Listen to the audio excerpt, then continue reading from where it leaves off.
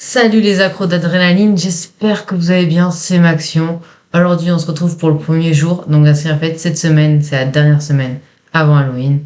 Donc on est lundi et c'est jour 1 sur 5 pour notre semaine d'horreur. Donc on commence avec une histoire d'un streamer qu'on appellera Léo.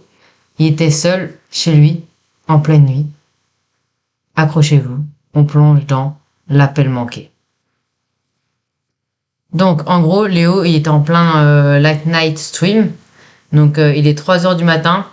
Il joue, il rigole avec son chat. Soudain, son téléphone posé juste à côté, il vibre.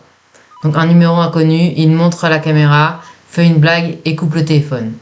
Mais le téléphone ne s'arrête pas, il rappelle encore et encore. Léo commence à être agacé, il se met au mode silencieux. Il termine son stream, par réflexe, il vérifie le téléphone. Pas d'appel manqué, mais un message vocal du numéro inconnu. Il met son casque de jeu, lance la lecture. Ce qu'il entend, ce n'est pas une voix. C'est un souffle, lourd, lent, comme si la personne avait le micro collé à la bouche. Il coupe immédiatement et il y a son cœur qui bat très fort. Le silence et le doute. Léo se fige, il est seul dans l'appartement. Le souffle était trop organique. Il allume toutes les lumières. Il vérifie la porte d'entrée et la ferme à double tour. Il regarde par les fenêtres. Rien. Il se dit que c'est une blague de son chat, mais le numéro n'est pas enregistré.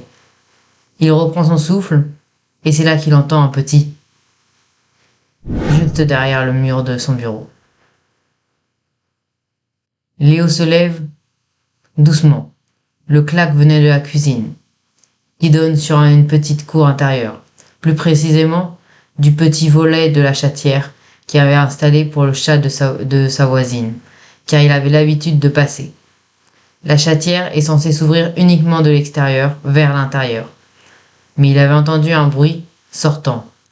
Léo n'avait pas vu le chat dans la soirée. Il s'approche. Il s'accroupit pour regarder à travers la chatière. Il fait noir dans la cour. Il n'y a rien. Mais quand il passe sa main sur le volet, il sent que ce n'est pas de la fourrure. Quand quelque chose a laissé des marques sur le plastique du volet, des petites éraflures fines, il s'écarte et allume la lumière du jardin.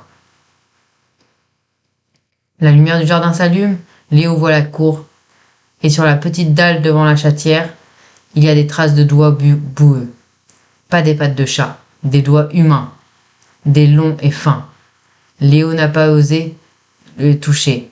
Il a contacté la police qui n'a rien trouvé.